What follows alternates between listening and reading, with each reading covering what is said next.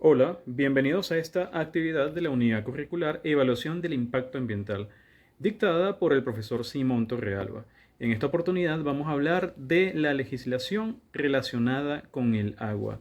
El equipo está organizado por Emperatriz Reyes, Gabrielis Yepes, Samir Martínez y mi persona, Eliasip Silva. La presentación va a estar ubicada en dos puntos principales. El primero de ellos hablando de lo que son las generalidades sobre la legislación del agua y luego entraremos en la materia que le daría forma a la presentación de hablar de lo específico a la legislación del agua.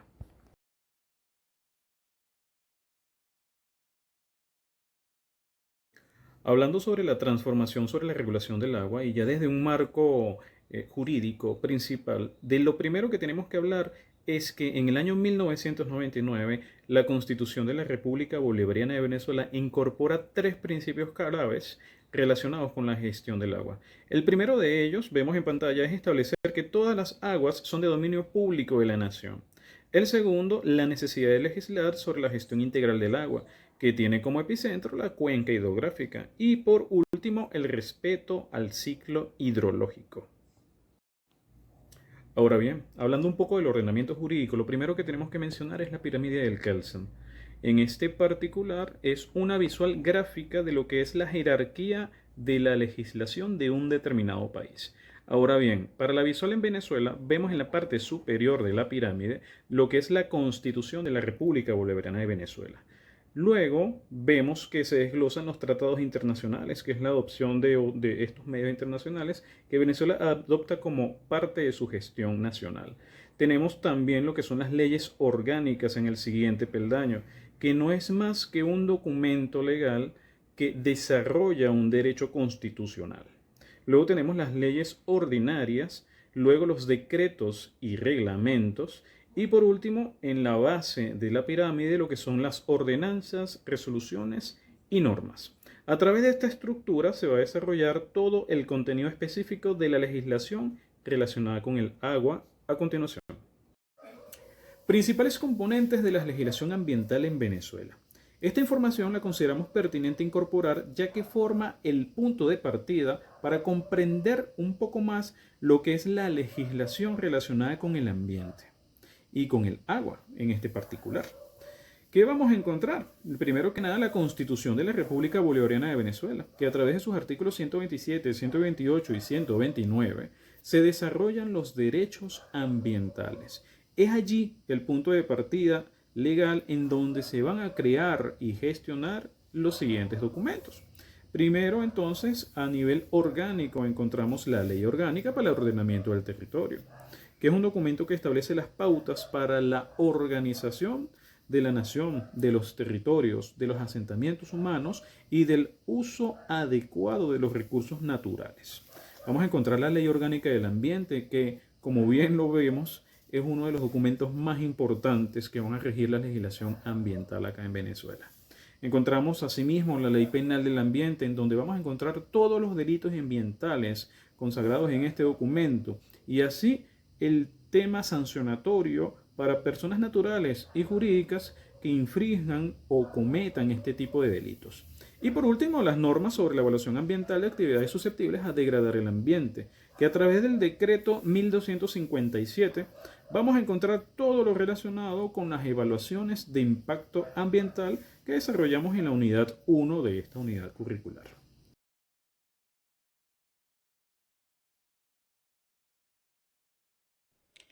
Hola, mi nombre es Emperatriz Reyes y vengo a hablarles sobre el marco jurídico específico. Acá tenemos la Ley Orgánica para la prestación de los servicios de agua potable y de saneamiento, en su Gaceta Oficial número 5568, emitida el 31 de diciembre del 2001. Esta ley tiene como objeto regular la prestación de los servicios públicos de agua potable y de saneamiento, establecer el régimen de fiscalización, control y evaluación de tales servicios y promover su desarrollo en beneficio general de los ciudadanos, de la salud pública, la preservación de los recursos hídricos y la protección del ambiente, en concordancia con la política sanitaria y ambiental que en esta materia dicta el Poder Ejecutivo Nacional con sus planes de desarrollo económico y social de la nación. Esta ley establece que el acceso al agua potable y al saneamiento es un derecho humano fundamental, que el servicio no es solo dar agua, sino que incluye obligatoriamente el saneamiento y obliga a que el Estado debe garantizar que el servicio sea continuo, de calidad y a precio justo. Su estructura se divide en tres niveles, que son nivel nacional, donde el ministerio con competencia en el área dicta las políticas y planes nacionales. En ente regulador, donde existe una superintendencia encargada de fiscalizar la calidad y las tarifas. Y a nivel local, esta es la parte más importante. La ley otorga la competencia primaria a los municipios. Ellos son los dueños del servicio y pueden prestarlo directamente o a través de mancomunidades. La ley permite diferentes formas para operar el servicio, en empresas públicas como las hidrológicas regionales. Y aunque el servicio es público, la ley prevé que bajo condiciones estrictas se puede delegar la operación a terceros. La ley detalla que el cálculo de los que pagan no es arbitrario. Las tarifas deben tender a cubrir los costos de operación y mantenimiento, aunque también establece que quienes tienen menos recursos deben recibir subsidios, pero estos deben ser transparentes y directos, no generalizados. Equitativamente se paga según el consumo para incentivar al ahorro del servicio. Esta ley es de las pocas que detalla que podemos exigir tanto cumplir con derechos como con deberes. Nuestros derechos son recibir agua potable que cumpla con las normas de salud, ser informados de cortes programados y recibir facturas claras. Nuestros deberes son pagar a tiempo, cuidar las instalaciones, no manipular llaves de paso públicas y denunciar botes de agua. Las mesas técnicas de agua, este es el aspecto más relevante en cuanto a participación popular, ya que son el enlace entre la comunidad y las hidrológicas. Tienen facultad para vigilar las obras, proponer proyectos de inversión local y participar en los catastros de usuarios. En el régimen de sanciones, la ley es severa con quien ponga en riesgo el sistema. Para los prestadores, multas para la mala calidad de agua o interrupciones injustificadas. Para los usuarios, sanciones por conexiones ilegales, lo que uno llama toma clandestina, desperdicios flagrantes o daños en las infraestructuras. El sistema se debe mantener con sus propios ingresos. Procesos asociados a la prestación de los servicios del artículo 35. Producción. Incluye la captación de agua, ya sea a partir de recursos superficiales, de embalses, de lagos o acuíferos. Su subsiguiente potabilización y su conducción hasta las redes de distribución.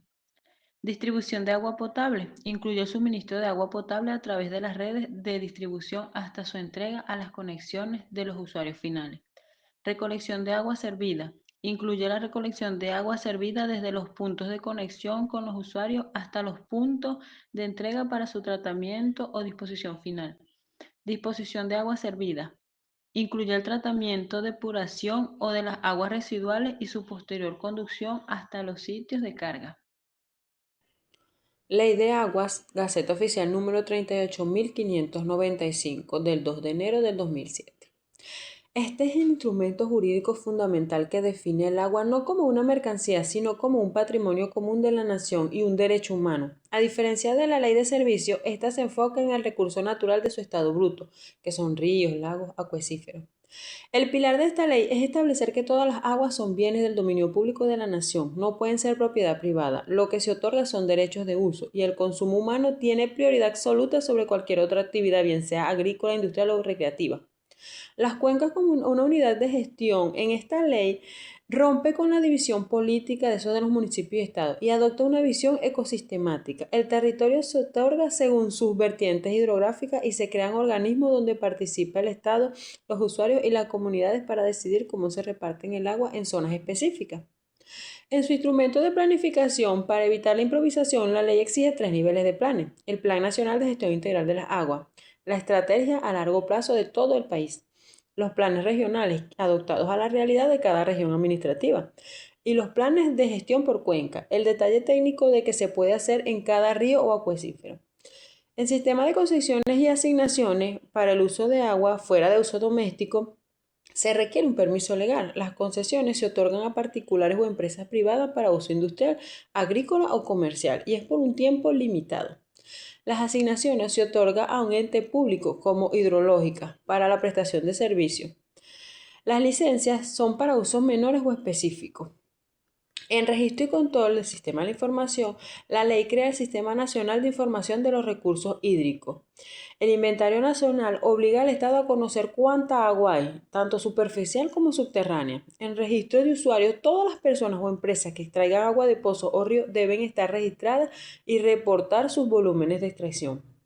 Para la conservación y preservación de riesgo, incluye capítulos específicos para proteger el ciclo hidrológico, zonas de reserva, áreas que quedan protegidas de cualquier actividad humana para garantizar el nacimiento de ríos. En control de inundaciones, obliga a realizar mapas de riesgo y prohíbe construcciones en los lechos de inundaciones de los ríos. En recarga de acuíferos, protege los suelos que permite que el agua de lluvia penetre hacia las aguas subterráneas. En las infracciones y delitos, la ley establece sanciones administrativas, multas, penales, para extraer agua sin concesión, contaminar fuentes de agua potable, destruir vegetación en las cabeceras de los ríos o alterar el cauce natural de un río sin autorización. Esta ley es vital. Regiones hidrográficas, artículo 17. Lago de Maracaibo, Golfo de Venezuela. Falconiana, Llanos centro-occidentales, Lago de Valencia, Central, Centro-oriental, Oriental, Llanos centrales, Llanos occidentales, Alto Apure, Apure, Amazonas, Caura, Caroní, Cuyuni y Delta. Ley sobre el control de la calidad de las aguas y del aire. Publicada en Gaceta Oficial número 6207 extraordinaria de fecha 28 de diciembre de 2015. La presente ley tiene por objeto establecer las disposiciones sobre la gestión de la calidad de las aguas y del aire, las molestias ambientales y las condiciones bajo las cuales se deben realizar el manejo de los residuos líquidos y gaseosos con el fin de proteger la salud de los seres vivos y los ecosistemas. Esta ley establece los parámetros técnicos y legales para el control de la contaminación industrial. A diferencia de las anteriores, su enfoque es netamente técnico-ambiental y de salud pública. El objeto de control de emisiones y efluentes, la ley no solo protege el agua, sino también la atmósfera, entendiendo que ambos son receptores de desechos industriales. En la calidad del agua regula la introducción de sustancias o formas de energía como calor que alteren la calidad del agua para sus usos posteriores. En la calidad del agua se enfoca en el control de partículas, gases y olores que pueden afectar la salud humana o el equilibrio ecológico. Las normas técnicas y valores limitados. Es una ley marco, lo que significa que delega el decreto específico como el decreto 883 para las aguas y el decreto 638 para el aire, los números exactos. Establece que ninguna actividad puede exceder los niveles o concentración de contaminación fijados por las normativas técnicas. Define que los ríos y lagos se clasifican según su uso, o sea, consumo humano, riesgo industrial, y las exigencias de vertidos cambian según esa clasificación. Para el registro de actividades capaces de degradar el ambiente, es obligatorio que toda empresa que genere efluentes líquidos o emisiones atmosféricas debe estar inscrita en este registro. La ley exige que las industrias declaren sus procesos productivos y los sistemas de tratamiento que utilizan para controlar los procesos. La ley otorga facultades de política ambiental a las autoridades. El acceso a instalaciones, los inspectores del ministerio pueden ingresar a las plantas industriales para tomar muestras de las chimeneas o de las tuberías de desagüe. En laboratorios autorizados, solo los resultados de laboratorios registrados y acreditados ante el ente tienen validez legal para demostrar el cumplimiento. En autocontrol, obliga a las empresas a llevar registros propios de sus emisiones y vertidos para ser presentados periódicamente. Para la prevención de riesgos y contingencias, los planes de emergencia, las empresas que manejan sustancias peligrosas deben tener planes de contingencia aprobados para evitar que un accidente termine en un desastre hídrico o atmosférico. El sistema de tratamiento prohíbe la descarga de residuos sin tratamiento previo si esto supera los límites de toxicidad o carga orgánica. Régimen de infracciones y medidas correctivas. A diferencia de las otras leyes, aquí las sanciones buscan reparar el daño, o sea, multas económicas calculadas usualmente a unidad tributaria. En medidas de seguridad, el Estado puede ordenar la clausura temporal o definitiva de la fuente contaminante si el riesgo es inminente. En adecuación ambiental, la autoridad puede imponer un cronograma de adecuación, obligando a las empresas a instalar filtros o plantas de tratamiento en un plazo determinado.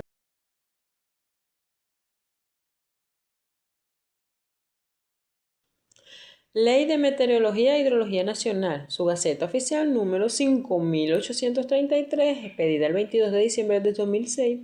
Esta ley es fundamental para la soberanía técnica del país. Su objetivo no es solo predecir si va a llover, sino regular la generación, custodia y el uso de los datos que permiten diseñar puentes, calcular represas, gestionar riesgos agrícolas y prevenir desastres. Su objetivo es la seguridad y la información. La ley busca regular todas las actividades meteorológicas e hidrológicas en Venezuela, declara que la información sobre el clima y el agua es de utilidad pública. Esto significa que los datos no son propiedad de una empresa privada, sino que deben servir para la seguridad del Estado y la planificación del desarrollo, y así evitar que el país dependa exclusivamente de información satelital extranjera, promoviendo y creando sus propios datos precisos. El punto más relevante de esta ley es la creación y regulación del Instituto Nacional de Meteorología e Hidrología, el INAMEC, que es el único ente facultado para dictar las normas técnicas sobre cómo se debe instalar estaciones, cómo se debe procesar los datos, es el archivo histórico del clima en toda Venezuela. Todas las instituciones públicas o privadas que tengan estaciones están obligadas a compartir sus datos con él. La ley organiza cómo debe estar distribuido el equipo de medición en el territorio. En red nacional se establece una red de estaciones meteorológicas e hidrológicas. La protección de estaciones prohíbe la construcción de edificaciones o de siembra de árboles que obstruyan la capa de medición de la estación oficial. Se crean zonas de protección alrededor de los equipos. Todas las estaciones deben seguir las normas de la Organización Meteorológica Mundial, la OMM, para que los datos sean válidos internacionalmente. Para gestionar y difundir la información en cualquier proyecto de ingeniería, los datos de precipitación, temperatura o caudales que se utilicen para cálculos oficiales deben ser certificados por el INAMEC, ya que la ley otorga al INAMEC la responsabilidad de emitir los avisos y alertas ante fenómenos climáticos extremos, o sea, huracanes, sequías severas o inundaciones, y establece que la información básica debe ser accesible para la educación y la investigación, aunque pueda haber costos por servicios técnicos especializados. En el uso de los aspectos más detallados de la seguridad en el transporte, en meteorología aeronáutica y marítima, la ley garantiza que los aeropuertos y los puertos cuenten con información en tiempo real para evitar accidentes. Ningún avión despega sin el reporte técnico que esta ley regula. En cuanto al régimen sancionatorio, la ley castiga acciones que pongan en riesgo la toma de datos, en daños de equipos, sanciones por vandalismo o destrucción de estaciones, en suministro de datos falsos, multas graves para instituciones que envíen datos alterados o erróneos al sistema nacional. La instalación no autorizada. La ley prohíbe instalar redes de monitoreo profesionales sin informar y coordinar con el ente rector. Ley de vigilancia para impedir la contaminación de las aguas por el petróleo, en su Gaceta Oficial de los Estados Unidos de Venezuela, emitida en Caracas el 25 de noviembre de 1937 bajo el número de 19.426. Es una ley específica y estricta debido a la naturaleza petrolera de Venezuela. Esta ley, aunque data de 1970, sigue siendo un pilar fundamental en la legislación ambiental venezolana debido a la naturaleza de nuestra principal industria. Su enfoque es operativo, preventivo y sancionatorio, diseñado específicamente para proteger los cuerpos de agua de los efectos devastadores de los hidrocarburos. El corazón de la ley es la prohibición absoluta de arrojar o permitir el paso de petróleo y sus derivados a las aguas. No solo se refiere al crudo, sino también a la mezcla petrolífera, residuos de refinación, aceites lubricantes y agua de lastre que hayan estado en contacto con hidrocarburos. Su alcance geográfico protege las aguas territoriales, las zonas contiguas, así como ríos, lagos, lagunas y canales navegables. La ley identifica claramente quién debe responder ante un evento de contaminación. En navegación es el capitán de buque o el propietario de la armada o la nave. En tierra, los gerentes u operadores de terminales petroleros, refinerías, muelles y estaciones de transferencia. En responsabilidad solidaria, en muchos casos la responsabilidad recae tanto en quien ejecuta la acción como en la empresa dueña de la instalación o carga. Las obligaciones de equipamiento y prevención. Para evitar que un error humano se convierta en un desastre, la ley exige libros de registro de hidrocarburos, Todo buque, tanque o terminal debe llevar un registro detallado de las operaciones de carga, descarga y trasiego. Este libro es un documento legal auditable. Dispositivos de separación. Obligan las instalaciones a tener equipos que separen el agua del aceite ante cualquier descarga permitida. Barreras de contención. Los terminales deben contar con equipos de respuesta inmediata, barreras flotantes o desnatadoras para actuar en los primeros minutos de un derrame. La autoridad principal para la aplicación de esta ley es la Capitanía de Puerto, bajo el INEA. Tienen la potestad de realizar inspecciones sorpresas en buques terminales y si un buque es sospechoso de haber causado contaminación, la autoridad puede prohibir su zarpe hasta que se aclare la situación o se deposite una fianza que garantice el pago de los daños. En sanciones y multas, esta ley se caracteriza por ser punitiva. Las sanciones incluyen multas pecuniarias, calculadas según la gravedad, el volumen derramado y la reincidencia. Arresto en caso de negligencia grave o dolo, o sea, la intención de contaminar. La ley prevé penas corporales para los responsables directos. Pago de limpieza. El infractor no solo paga la multa, sino que está obligado a costear todas las operaciones de limpieza y restauración del ecosistema afectado. En excepciones muy específicas, la ley solo completa 3 casos donde un vertido no es sancionario penalmente, aunque debe reportarse. La seguridad de la vida humana, cuando el vertido se hace para salvar la vida de los tripulantes. En la seguridad de la nave, cuando el vertido es necesario para evitar el naufragio del buque. O en averías imprevistas si ocurre un escape por accidente que no puede ser previsto ni evitado por la tripulación.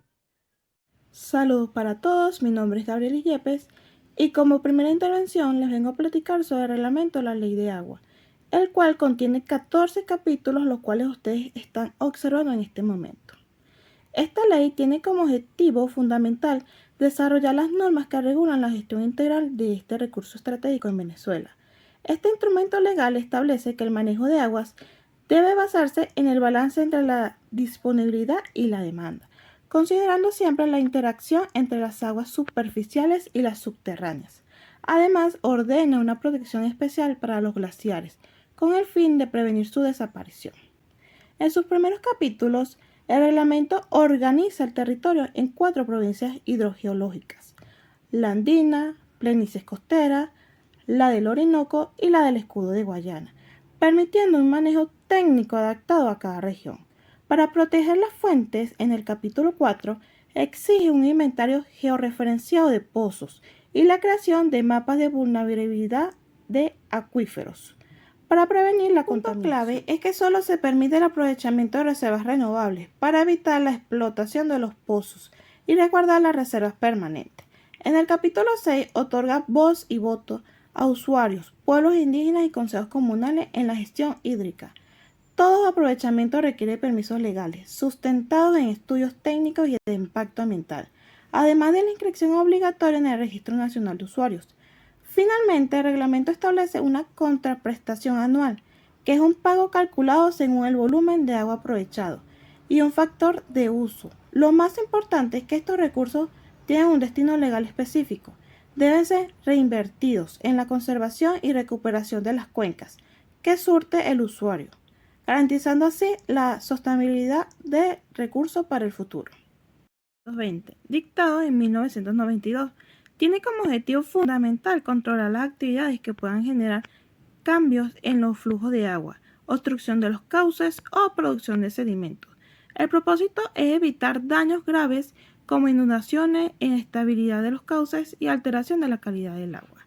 La norma establece que requiere control de actividades como los movimientos de tierra, cambio en la topografía y la construcción de infraestructuras en áreas que afectan la red de drenaje. También incluye obras de canalización, dique y cualquier acción que altere el caudal ecológico o el régimen hidrológico natural. Un aspecto clave es que todo proyecto debe garantizar un funcionamiento eficiente para prevenir la erosión y el desbordamiento. Para realizar estas obras, es obligatorio obtener una autorización previa. Los interesados deben presentar planos, documentos de la propiedad y una memoria descriptiva ante el ministerio competente. Dependiendo de la magnitud del proyecto, El Ministerio podrá exigir un estudio de impacto ambiental. Además, se prohíbe que la exposición de los materiales de excavación afecte a las poblaciones o usuarios situados en aguas bajas. En conclusión, el decreto 2220 busca en cualquier intervención en nuestros cauces se realice bajo estrictas prevenciones técnicas, protegiendo tanto la capacidad hidráulica de los sistemas como la seguridad de las comunidades cercanas. A continuación, como pueden observar en pantalla, tenemos el decreto número 750, el cual es fundamental porque establece las normas sobre la vigilancia e inspección y control de las obras hidráulicas destinadas al abastecimiento del agua. Entre sus puntos más importantes nos menciona que cualquier proyecto de obra hidráulica como plantas de tratamiento, embalse o redes de distribución que se pretenda ejecutar para el servicio de agua potable debe estar sujeto a los mecanismos de vigilancia e inspección previstos en esta norma para garantizar su idoneidad. También nos menciona el decreto que busca que las infraestructuras de su concepción y puesta en marcha cumplan con los controles necesarios para asegurar el suministro y tratamiento adecuado del agua a las poblaciones.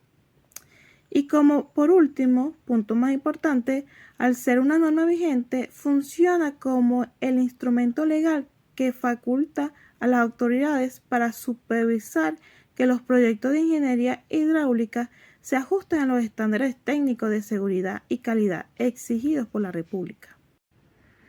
Ahora bien, el decreto número 883, el cual pueden estar visualizando en este momento.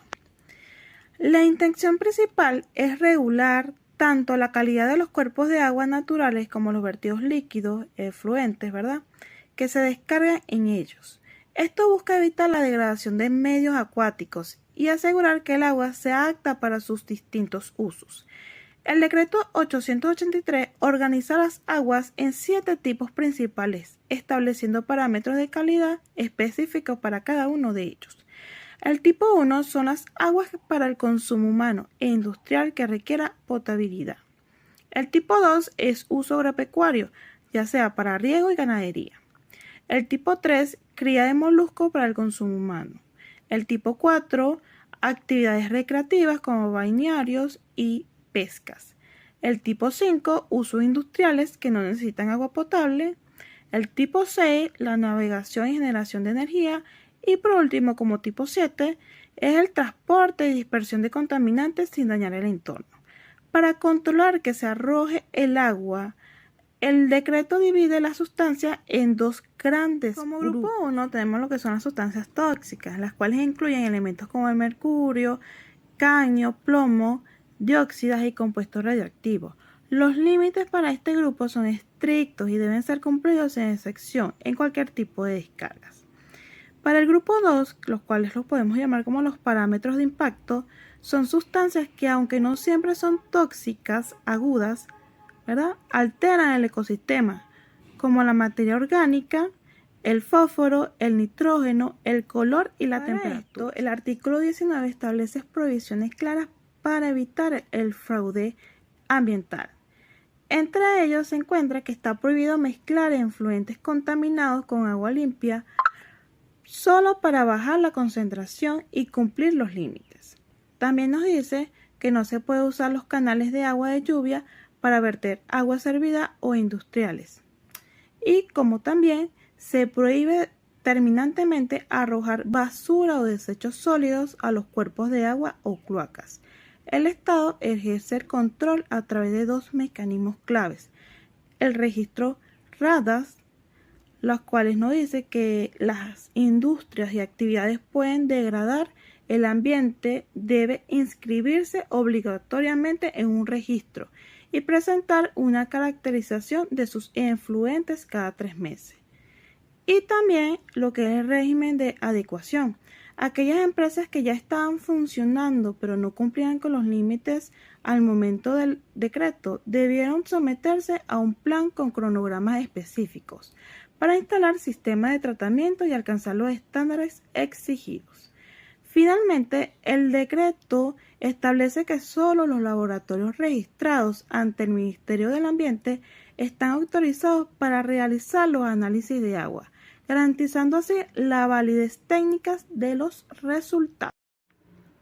Para dar un breve resumen del decreto 883, el cual podríamos nombrar como la columna vertebral de la gestión hídrica en nuestro país, ya que define el uso potencial de cada cuerpo de agua. Como pueden observar en pantalla, se detallan los parámetros técnicos para cada categoría, desde el tipo 1 con sus 3 subtipos hasta llegar al tipo 7. Los invito a pausar el video en este momento para apreciar con mayor detalle los límites y rangos máximos permitidos que no deben excederse en cada caso. Al igual, los invito a detallar un poquito más lo que es la clasificación de los constituyentes de los vertidos líquidos, nombrados en el artículo 9.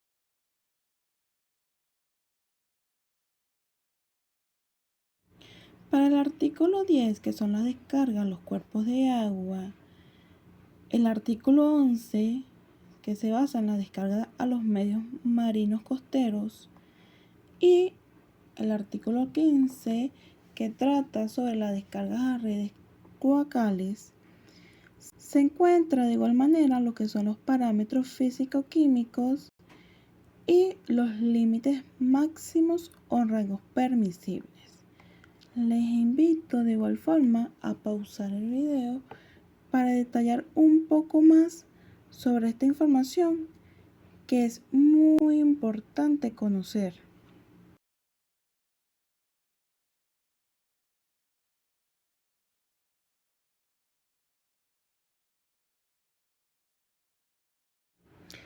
Para las descargas o infiltración en los subsuelos, nombrado en el artículo 16, se prohíbe la descarga, infiltración o inyección en el suelo o en el subsuelo de vertidos líquidos tratados o no, cuyo contenido de sustancias pertenecientes al grupo 1, especificada en el artículo 9, superan los límites establecidos en el artículo 10 de este decreto. Ahora bien, como pueden observar en sus pantallas, tenemos lo que es el decreto 2181, el cual regula las cuencas del río Yaracuy. Este decreto establece las normas para clasificar y controlar la calidad del agua en las cuencas del río Yaracuy, un área de aproximadamente 232.000 hectáreas, que abarca los estados Yaracuy y Carabobo. Su objetivo principal es proteger este ecosistema frente a la intervención industrial y agrícola. Lo más importante de esta norma es la sectorización del río, el cual se encuentra sectorizado en 5 áreas, las cuales son Alto Yaracuy, Embalse Cumaripa, Medio, Bajo y Desembocadura. A cada sector se le asigna usos específicos. Por ejemplo, las aguas del Alto de Yaracuy se destinan principalmente al suministro de agua potable, mientras que en el sector medio y bajo se permite de uso agropecuario e industrial. Para garantizar la salud del río, el decreto identifica como problema crítico la contaminación orgánica, la microbiana y los sedimentos. Entre sus reglas de oro, se prohíbe estrictamente la dilución de vertidos, el uso de drenajes de lluvia para aguas servidas y el arrojo de desechos sólidos al cauce. Finalmente, este decreto obliga a las empresas a inscribirse en un registro ambiental y presentar análisis de sus efluentes cada 3 meses. Como última intervención de mi persona, les quiero explicar sobre el decreto 3219, el cual están visualizando en este momento. Este decreto establece las normas para la clasificación y el control de la calidad del agua en la cuenca del lago de Valencia, un área de más de 312.000 hectáreas que abarca los estados Aragua y Carabobo. Lo que hace especial esta normativa es que responde a la naturaleza endorreica del lago, la cual, sumada al alto desarrollo industrial y la poblacional, exige una regulación técnica especial para evitar una degradación irreversible. Entre sus puntos más importantes se destacan que se busca reducir los extractos de agua sin oxígeno, eliminar el predominio de algas nocivas y mantener el nivel del lago por debajo de la cota 408 para prevenir inundaciones de las riberas. También se enfoca en controlar el nitrógeno y fósforo para frenar la eutrofización, además de la demanda bioquímica de oxígeno y de los metales pesados. Esta norma, igual que las otras, prohíbe estrictamente la dilución de vertidos y el uso de drenajes de lluvia para aguas servidas. Además que obliga a toda la industria a inscribirse en el registro ambiental y caracterizar sus efluentes cada 3 meses. Se pudiera decir que este decreto funciona como el plan maestro, ¿verdad?, para el saneamiento y manejo de uno de los recursos hídricos más estratégicos y vulnerables del país. Ahora continuando, vamos a hablar sobre las normas que regulan el control del aprovechamiento de los recursos hídridos y de las cuencas hidrográficas. Aquí hablamos del decreto 1400 sobre los recursos hídricos y cuencas, en la resolución 36.013. ¿Qué nos dice esta ley? La ley es estratégica para proteger el agua desde su origen, es decir, desde las montañas, desde los ríos. Establece que el agua es de todo. Pero el Estado venezolano es quien la usa, priorizando siempre que la gente tenga para beber antes que para fábricas o para riego o para cualquier otro objetivo que la quieran destinar. Tiene como objeto regular y controlar el aprovechamiento de los recursos hídricos y la conservación de las cuencas hidrográficas. Tiene una estructura de 74 artículos que están centrados en la planificación hídrica y sus concesiones. Esta norma fue creada el 10 de julio de 1996. Pero fue publicada el 2 de agosto en la Gaceta Oficial 36.013. Tiene unos requisitos generales y técnicos, entre ellos está la prioridad, que la prioridad es para el consumo humano, es el primer orden prioritario nacional del agua.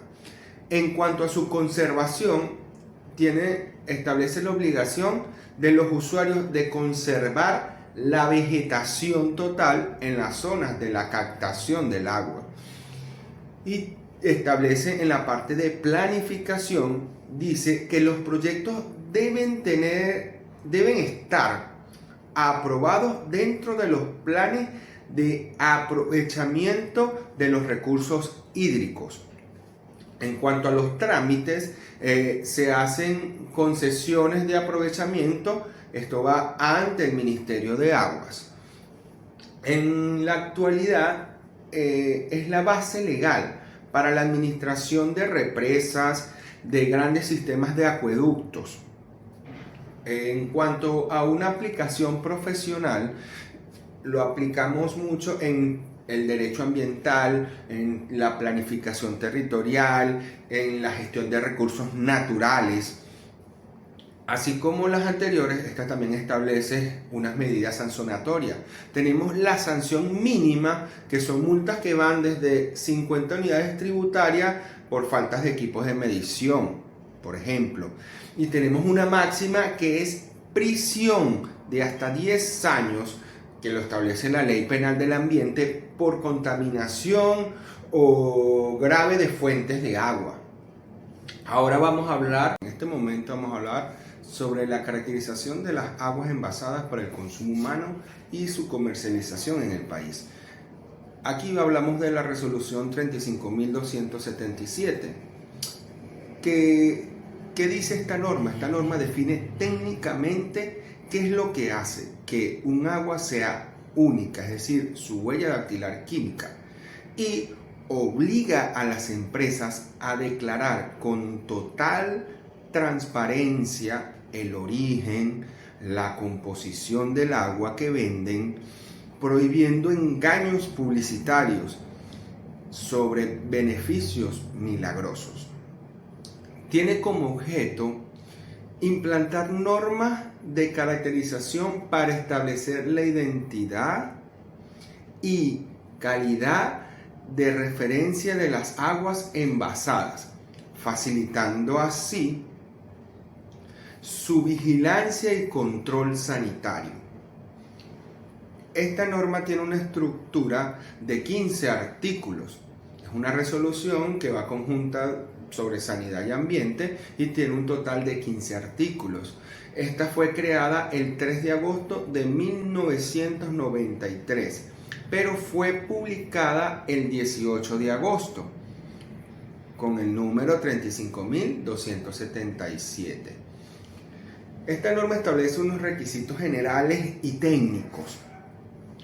Entre los requisitos generales y técnicos, ella dice que necesitan obligatoriamente tener un análisis de cationes, es decir, donde vamos a revisar calcio, magnesio, sodio, y un análisis de aniones, donde vamos a analizar bicarbonatos, sulfatos, cloruros y nitratos. Ahora, en la parte de etiquetado, ella establece que debe indicar el nombre del manantial de donde se extrajo el agua, su ubicación exacta, y esto va sumado a un análisis físico-químico promedio. También tiene como prohibición que no se pueden atribuir propiedades curativas o preventivas de enfermedad al agua. Entre los trámites, ella necesita el registro sanitario ante la Contraloría Sanitaria y la certificación de la fuente, es decir, que esto lo otorga el Ministerio de Atención del Agua. En cuanto a su aplicación, actualmente, en el marco legal para el registro y la fiscalización de todas las marcas de agua mineral y las plantas de llenado en Venezuela, esta norma se aplica y está totalmente vigente. En nuestra parte profesional, como especialistas en calidad y ambiente, se aplica esta norma mucho en la gestión de la calidad alimentaria, en la auditoría de los procesos y para verificar el cumplimiento de las normativas del etiquetado industrial. Esta norma también estipula algunas sanciones. Tiene desde la sanción mínima, la más mínima que tiene es el decomiso de un lote de etiquetas erróneas o aquellas que estén fuera de la caracterización. Y como máxima, ¿verdad? Como máxima penalización tiene la revocatoria del registro sanitario y su clausura definitiva de la planta. Ahora, vamos a hablar sobre las normas de la ubicación, construcción y mantenimiento de pozos destinados al abastecimiento del agua potable. Ya hablamos cómo se caracteriza, ahora vamos a las normas que nos dicen cómo se tiene que construir, cómo se tiene que mantener aquellos pozos que están destinados para el abastecimiento de agua potable. Esto salió con una resolución del 36.298 bajo un decreto que es el 2048. ¿Qué nos dice esta norma? Es mejor conocida como el Manual de la Ingeniería y Salud, que dicta el cómo, el dónde se debe perforar un pozo para evitar que las aguas residuales o el químico del suelo contaminen la reserva de agua subterránea que beberán las personas, o sea, que sea apta para el consumo humano. Tiene como objeto o como objetivo esta norma controlar y vigilar la ubicación, la construcción y el mantenimiento de cada uno de los pozos destinados al suministro de agua potable. ¿Cómo es la estructura de esta norma? Esta norma tiene 23 capítulos técnicos que regulan el ciclo de la vida del pozo del agua. Esta norma fue creada el 24 de septiembre del año 1997. En cuanto a sus requisitos generales y técnicos, ella establece en cuanto a la ubicación, establece una distancia de pozos sépticos y de industrias que trabajan. Dicen que tiene que tener una distancia mínima de 30 metros alejado de pozos sépticos y 100 metros de aquellas industrias que generan desechos y que están laborando cerca de alguna fuente de agua. En su construcción, ella dice que tiene que tener un sello sanitario de cemento en los primeros metros. ¿Para qué? Para bloquear todas las filtraciones superficiales. En cuanto al mantenimiento, ella dice que debe tener una desinfección periódica obligatoria con compuestos del cloro. En cuanto a los trámites, esta norma establece que se tiene que hacer el trámite de conformidad de la ubicación y la inscripción en el registro de aguas subterráneas. Actualmente esta norma se aplica para regular la proliferación de los pozos privados ante fallas del servicio por la red pública. En cuanto a lo profesional, esta norma es muy utilizada en la ingeniería civil, en hidrogeología y en el diseño de sistemas de captación de agua. Así como conversamos en la norma anterior, esta norma también posee algunas medidas sancionatorias, ¿verdad? Vamos a hablar desde la mínima y la máxima medida que tiene sancionatoria esta norma. Esta norma establece multas administrativas por falta de registro del mantenimiento, ¿verdad? Y tiene una máxima que es el sellado y la clausura forzosa del pozo si éste llega a presentar algún riesgo para el acuífero o si viola alguna de las recomendaciones o si no tiene la distancia correcta que es requerida en la ubicación. Entonces la máxima sanción que tiene es el sellado y la clausura del pozo por completo. Ahora vamos a hablar sobre las normas que nos permiten el control del agua en los camiones cisterna. En la Gaceta Oficial 36.395 también tenemos esta, que es aquella que regula la higiene en el transporte. Asegura que el agua no se contamine en el camino por culpa de un tanque sucio, por mangueras en el suelo o personal sin hábitos de higiene. Esta norma tiene como un objeto central que es asegurar que el transporte alterno de agua mantenga la calidad sanitaria desde la fuente hasta su consumidor. Tiene una estructura donde hay protocolos de higiene y requisitos operativos para el vehículo de carga. Esta fue creada el 13 de febrero de 1998 también. Como requisitos generales y técnicos, en cuanto a la identificación, establece ella que debe haber una leyenda. Debe decir agua potable en letras visibles de 15 centímetros de altura mínimo, pide ella. En cuanto al material, dice que los tanques deben ser lisos, de material inerte, es decir, de acero inoxidable o con algún revestimiento epóxico. En cuanto a su higiene, el personal debe tener certificado de salud, curso de manipulación de alimentos. En cuanto a la parte de trámites, ella pide el registro de transporte de alimentos ante Contraloría Sanitaria.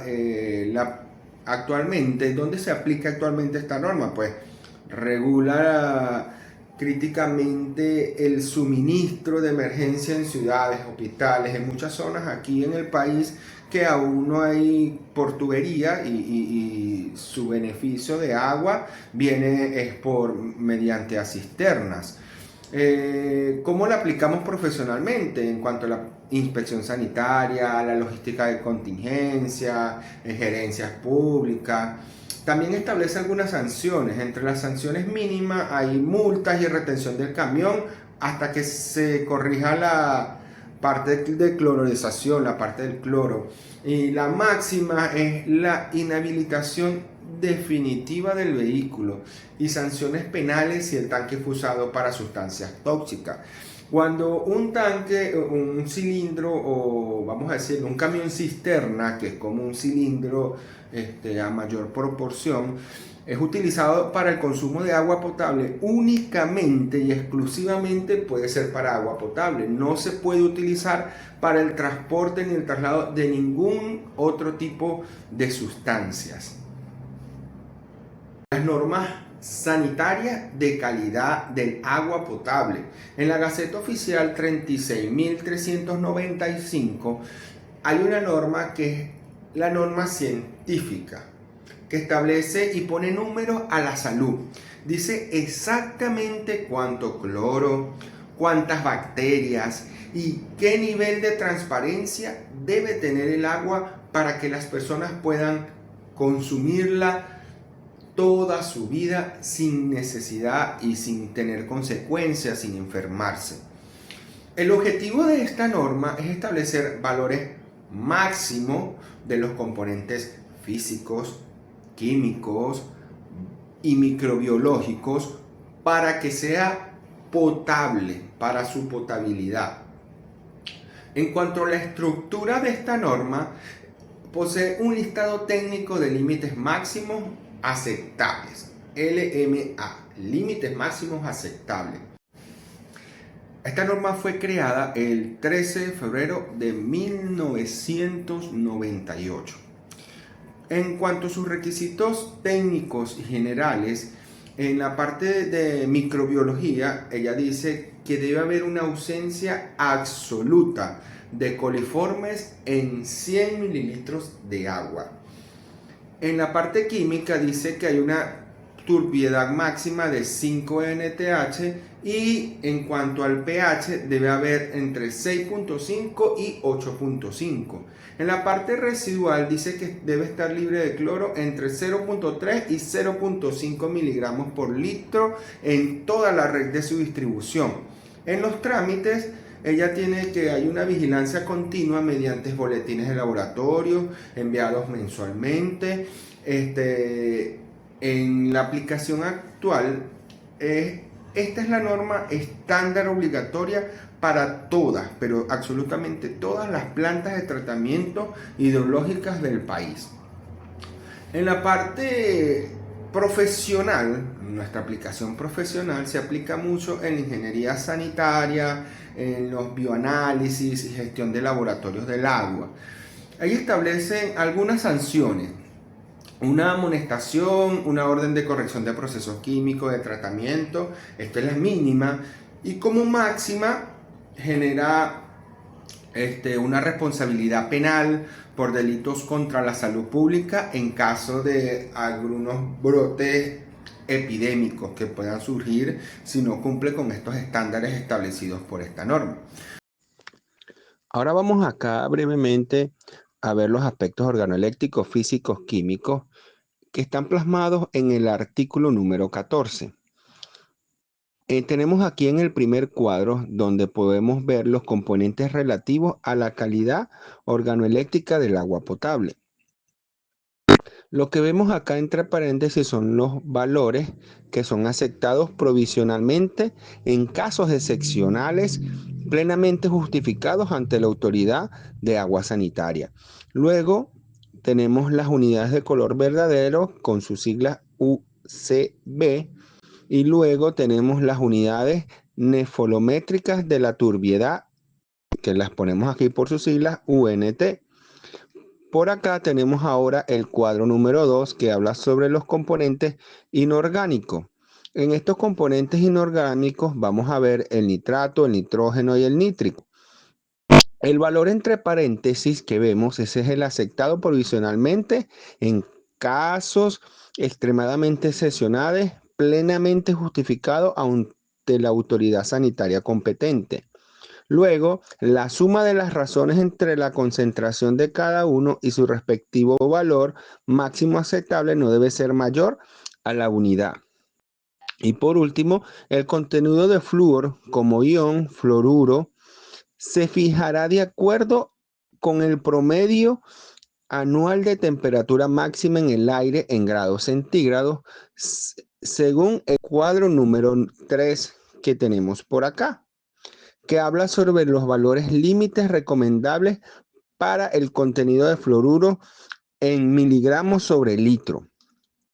Por aquí podemos observar que está el promedio que anula la temperatura máxima del aire en grados Celsius, el límite inferior, el límite óptimo y el límite superior. Tenemos un cuadro número 4 que nos habla sobre los componentes orgánicos.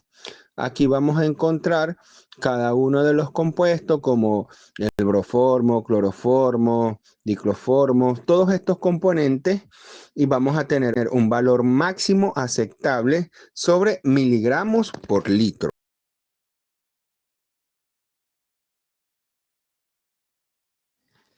Ahora vamos a hablar sobre la frecuencia del muestreo y el análisis del agua para el suministro como potable, que están establecidos en el artículo 17, 18 y 19. Por acá vamos a ver la frecuencia mínima de muestreo para el análisis de parámetros bacteriológicos en el sistema de distribución del agua potable. Tenemos para una población abastecida y por otra parte tenemos la frecuencia mínima. Si tenemos una población menor de 5.000, se necesita una muestra mensual. Si es de 5.000 a 100.000, una muestra mensual por cada 5.000 personas. Más de 100.000 es una muestra mensual por cada 10.000 personas con 10 muestras adicionales. Cuando se produzcan epidemias, inundaciones u operaciones de emergencia, después de las interrupciones del abastecimiento o reparaciones, la frecuencia del muestreo se debe aumentar dependiendo de la situación particular a juicio de la autoridad sanitaria competente. También tenemos por aquí la frecuencia mínima para el análisis de los parámetros relacionados con las características organoeléctricas, físicas y químicas del agua. Tenemos por aquí los componentes de su característica.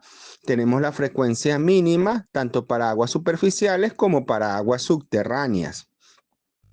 Se realiza el análisis de este elemento con la frecuencia establecida solo si se adiciona durante el tratamiento de clarificación.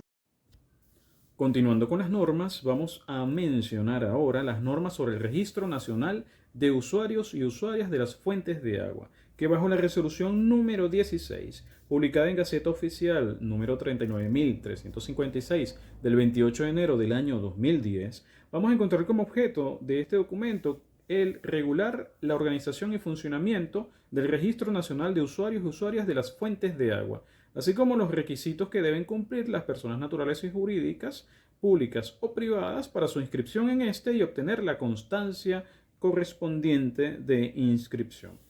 Este documento está contemplado o desarrollado a través de 3 capítulos y su objetivo es organizar, registrar y controlar el aprovechamiento del agua, ya sea superficial o subterránea, emitiendo un registro a cada uno de estos usuarios.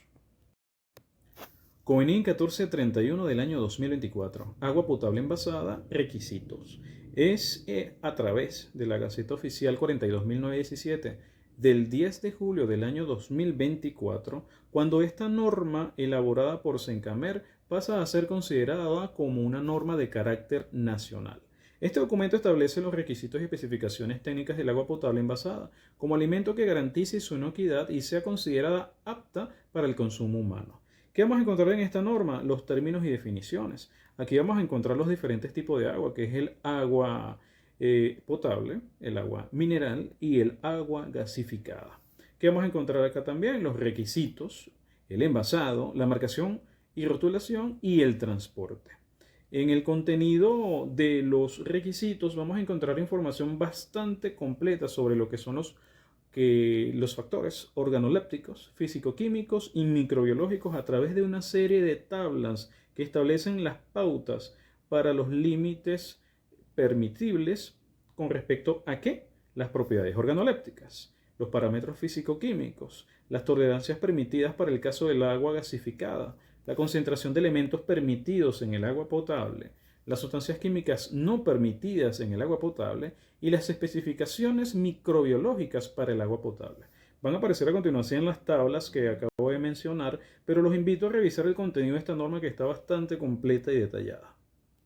Ahora vamos a dejar en pantalla los requisitos organolépticos, físico-químicos y microbiológicos distribuidos en la sección de requisitos en las tablas de la 1 a la 6. Les invito de igual manera a pausar el video para detallar la información sobre las características, los requisitos y los parámetros establecidos.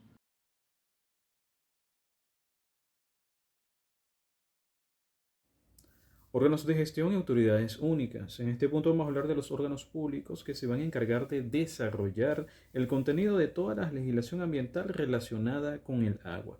Acá tenemos que mencionar a dos principales, que son el Ministerio del Poder Popular de las Aguas y el Ministerio del Poder Popular para el Ecosocialismo.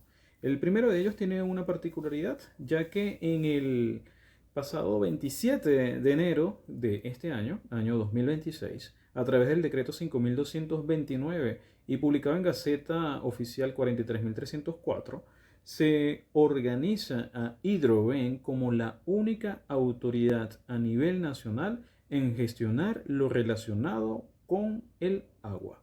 Es decir, en el caso de Barquisimeto, Estado Lara, Hidroladra es absorbida por este organismo y se centraliza toda su gestión acá. Ahora bien, de esta manera finalizamos con la presentación sobre la legislación del agua. A continuación van a encontrar todas las referencias bibliográficas utilizadas en esta presentación. Gracias por su atención.